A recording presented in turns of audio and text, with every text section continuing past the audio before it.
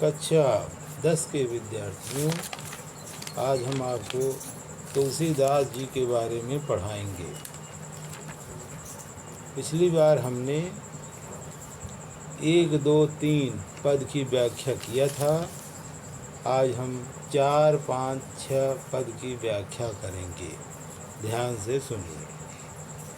कौशिक सुनहु मंद यहु बालकु, कुटिल काल बस निज कुल घालक। देखिए, उस समय की बात है जब परशुराम लक्ष्मण के ऊपर क्रोधित हो जाते हैं। तब विश्वामित्र जी से कहते हैं, क्या कहते हैं? कौशिक सुनहु मंद यहु बालकु, कुटिल काल बस निज कुल घालक। हे विश्वामित्र, सुनिए, यह बालक बड़ा ही बुद्धिहीन है। बुद्धिहीन किसको कहते हैं? जिसके पास सोचने समझने की क्षमता न हो। कुटिल काल बस निज कुल घालक, यह एक तरह से कुटिल है, काल के बस में होकर के अपने परिवार के विनाश का कारण बन रहा है। भानुवंश रागेश कलंकु, यह सूर्यवंशी चंद्रमा के कलंक के समान है। भानुवंश मतलब सूर्यवंशी, राकेश मतलब चंद्रमा, कलंकु मतलब कलंक। यह सूर्यवंशी चंद्रमा के कलंक के समान है। निपट निरंकुश अबुध असंकु, यह बिल्कुल उदंड है, मूर्ख है और निडर है। अबुध मतलब क्या होता है? जिसके पास सोचने समझने की क्षमता ना हो। असंकु मतलब निडर है, एक तरह से जो है कि जो आगे पीछे के बारे में न सोचे, जो मन में आए वही करे। काल कवल हुई हैं क्षण माही, अभी यह क्षण भर में काल का आहार बन जाएगा। कई तरह से काल का ग्रास बन जाएगा। कहाँ पुकार खोर मुँह नाही, इसलिए मैं सबको पुकार करके कह रहा हूँ कि बाद में मेरा दोष कोई नहीं देगा। तुम हटकऊँ जो चाहूँ वारा, तुम में से जो भी इसको बचाना चाहता है, कई प्रताप बल रोष हमारा, हमारे प्रताप के बारे में, बल के बारे में, क्रोध के बारे में बता दीजिए। लखन कहो मुनि सुजस तुम्हारा, तुम्हें अछत को बरने पारा।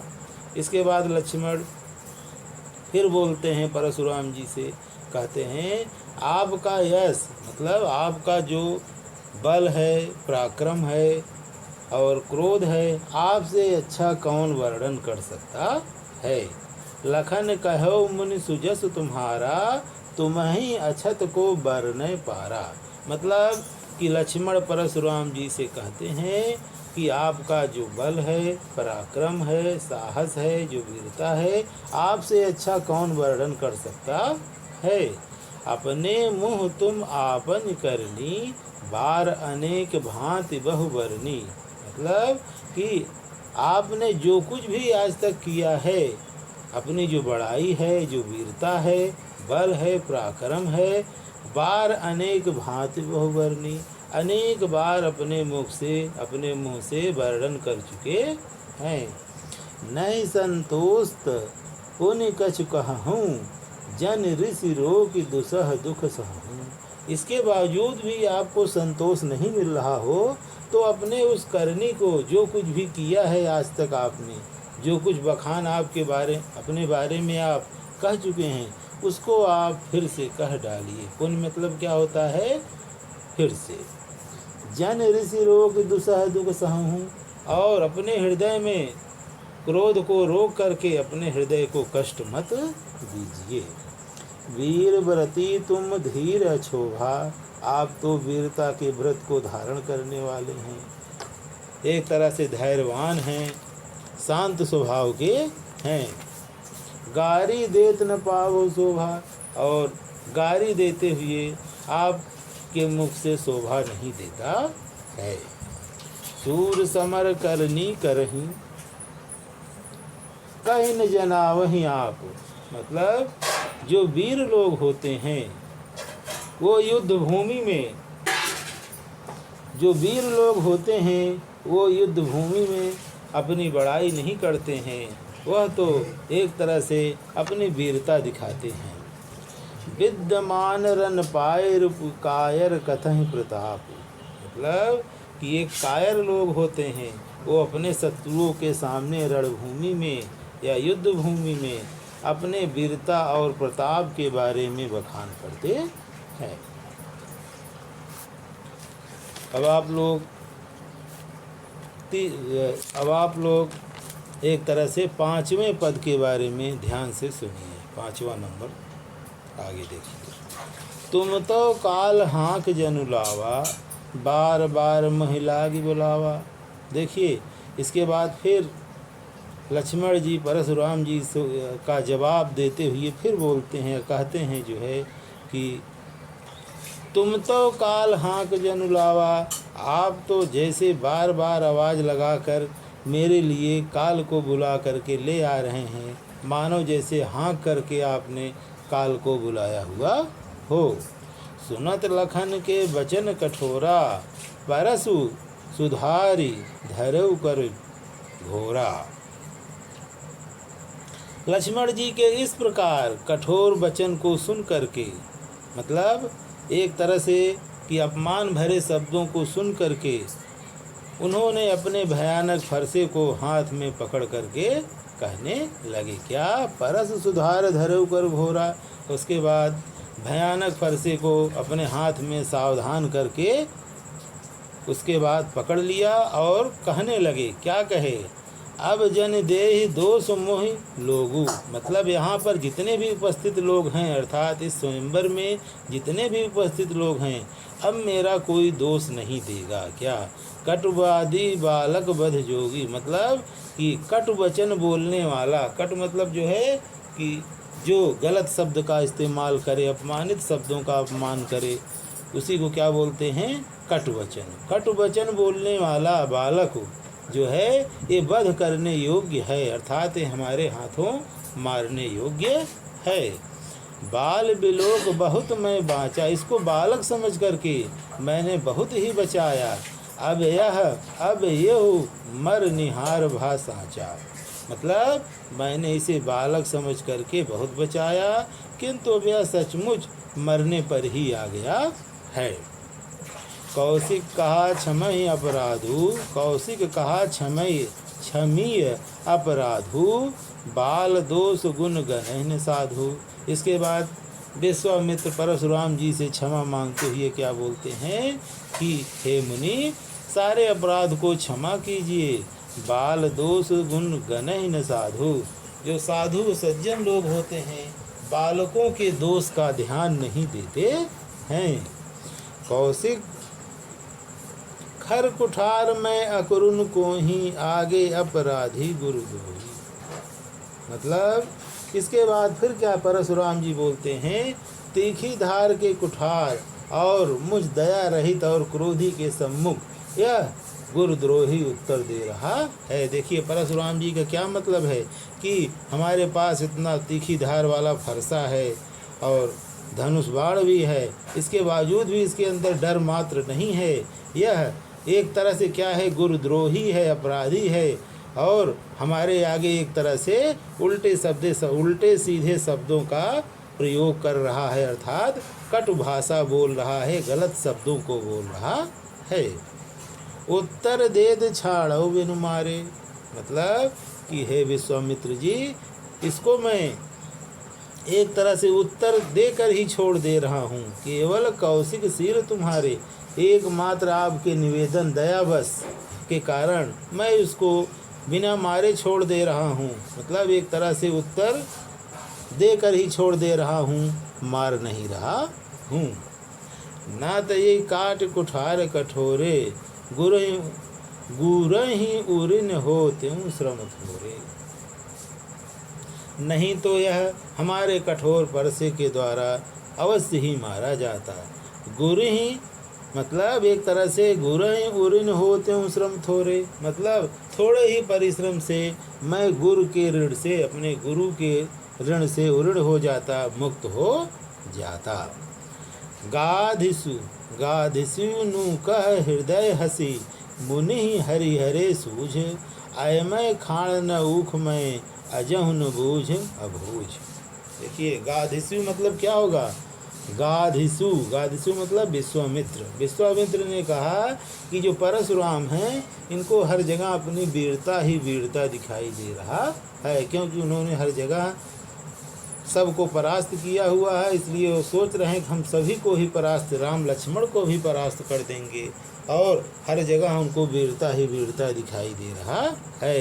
अयमय खाण न ऊख में, अजौ न बूझ अबूझ, मतलब राम लक्ष्मण को लोहे की खाण न समझ करके मतलब गन्ने की खाण समझ रहे हैं, अर्थात उनकी वास्तविकता के बारे में भी वो परिचित नहीं हैं। राम लक्ष्मण के अंदर जो वीरता है, परशुराम को इसके बारे में कुछ मालूम नहीं है। अब आइए, अब आप लोग नंबर 6 पद का ध्यान दीजिए, समझिए ध्यान से। कहो लखन मुनिशील तुम्हारा, को नहीं जान विदित संसारा। इसके बाद जब परशुराम बोलते हैं तो परशुराम की वाणी को सुन करके लक्ष्मण फिर से बोलते हैं, परशुराम जी को कहते हैं क्या, ध्यान से सुनिए। कहो लखन मुनिशील तुम्हारा, को नहीं जान विदित संसारा। देखिए लक्ष्मण जी कहते हैं, हे मुनि, आपके शील को कौन नहीं जानता है। कहो लखन मुनिशील तुम्हारा, को नहीं जान विदित संसारा, अर्थात आपके शील के बारे में कौन नहीं परिचित है। सारा संसार आपके शील के बारे में जानता है कि आप कितने बड़े दयालु हैं। माता ते ऋण भय नीके, एक तरह से माता के ऋण से तो आप अच्छी तरह मुक्त हो गए हैं। गुरु ऋण रहा सोच बड़ जी के, अब गुरु का ऋण ही आपके ऊपर शेष बचा हुआ है। अब आपके ऊपर एक तरह से गुरु का ही ऋण शेष बचा हुआ है। सो जनु हमारे ही माथे काढ़ा, ऐसा लग रहा है यह जो ऋण है हमारे ही मत्थे लिखा हुआ है। दिन चल गए ब्याज बड़ बाढ़ा, मतलब बहुत दिन बीत गया है, उस ऋण का ब्याज भी आपके ऊपर बहुत ही बढ़ गया होगा। अब आनी व्यवहारिया बोली, तुरंत देव मैं थैली खोली। अब आप एक तरह से किसी हिसाब चुकाने वाले को बुला लाइए, मैं तुरंत ही थैली खोल कर दे दूँगा, अर्थात सारा हिसाब आपके ऋण और ब्याज का चुका दूँगा। सुनिकट वचन कुठार सुधारा, हाय हाय सब सभा पुकारा। इसके बाद लक्ष्मण जी के कठोर वचन को सुन करके परशुराम जी क्रोधित होते हैं और तुरंत अपने फरसे को उठा लेते हैं मारने के लिए और सावधान हो जाते हैं। हाय हाय सब सभा पुकारा। इसके बाद सभा में सब लोग हाय हाय करके जो है पुकारने लगे।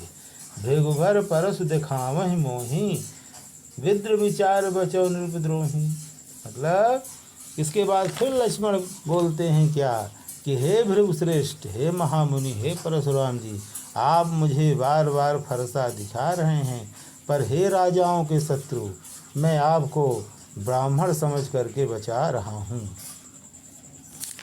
लक्ष्मण जी ने फिर क्या कहा कि आपको मैं एक तरह से ब्राह्मण समझ करके बचा रहा हूँ। मिले न कभों सुभट रन गाढ़े, आज तक आपको कभी महान योद्धा मिले ही नहीं हैं। द्विज देवता घर ही के बाढ़े, यदि आप ब्राह्मण देवता हैं, महावीर हैं, बहुत बड़े प्रतापी हैं, तो अपने घर के होंगे। अनुचित कई सब लोग पुकारे, रघुपति शयन ही लखन निवारे। इसके बाद क्या हुआ कि सभा में सभी लोग जितने उपस्थित थे स्वयंवर में कहा कि अनुचित है या अच्छा नहीं है, ऐसा नहीं बोलना चाहिए। रघुपति शयन ही लखन निवारे। इसके बाद जो रघुपति श्री राम थे अपने आँखों के इशारे से लक्ष्मण जी को रोक दिया और मना कर दिया। लखन उत्तर आहुत सरस, भृगुवर कोप कृसानु, बढ़त देख जल संबचन, बोले रघुकुल भानु। लक्ष्मण जी की उत्तर आहुति के समान थे। एक तरह से लक्ष्मण जी ने जो परशुराम जी को कहा, जिस तरह से यज्ञ हवन में आहुति डाली जाती है, उसी तरह से परशुराम जी के क्रोध को बढ़ा दिया। परशुराम जी के क्रोध रूपी अग्नि को बढ़ते देख करके जो श्री रामचंद्र जी थे, जल के समान शांत करने वाले वचन से बोले। प्यारे बच्चों, अब तो यह रहा सब तुलसीदास पाठ की व्याख्या, जो क्या है, राम लक्ष्मण परशुराम संवाद। अब इससे संबंधित हम आपको कुछ गृह कार्य देना चाहेंगे। सबसे पहले जो व्याख्या हमने आपको बताई है, इसका अर्थ आप अपने शब्दों में लिखने का प्रयास कीजिएगा, या इस पद की न कुछ समझ में आए तो समरी ही कहानी रूप में लिखने का प्रयास कीजिएगा। दूसरा, हम आपको जो है कुछ प्रश्न उत्तर के बारे में बता रहे हैं, ध्यान से सुनिए। परशुराम जी के क्रोध करने पर लक्ष्मण जी ने धनुष के टूट जाने के लिए कौन कौन से तर्क दिए। अब इसके उत्तर के बारे में कुछ मैं हिंट दे रहा हूँ, आप लोग सुनिए। परशुराम जी के क्रोध करने पर, धनुष के टूट जाने पर लक्ष्मण ने यह कहा कि हमने बचपन में बहुत सी धनुहियाँ तोड़ी हैं। मतलब तब तो आपने हमारे ऊपर इस तरह का कोई क्रोध नहीं किया। इस पुराने धनुष को तोड़ने में किसी तरह की लाभ हानि की बात में समझ में नहीं आती है, क्योंकि जैसे ही श्री राम ने इसको छुआ वैसे ही यह धनुष टूट गया। अब चलिए दूसरे प्रश्न के बारे में देखिए। परशुराम के क्रोध करने पर राम और लक्ष्मण की जो प्रतिक्रियाएं हुईं, उनके आधार पर दोनों के स्वभाव की विशेषताएं अपने शब्दों में लिखिए। देखिए, परशुराम के क्रोध करने पर राम और लक्ष्मण की जो प्रतिक्रियाएं हुईं, उनकी विशेषता इस तरह से है जैसे कि क्या, दोनों के स्वभाव में भिन्नता है। परशुराम जी के क्रोध भरे वचन को सुन करके लक्ष्मण ने तरह तरह के अपमान भरे शब्दों का प्रयोग किया, उनका जवाब भी दिया और उनसे बहुत देर तक तर्क वितर्क भी किया।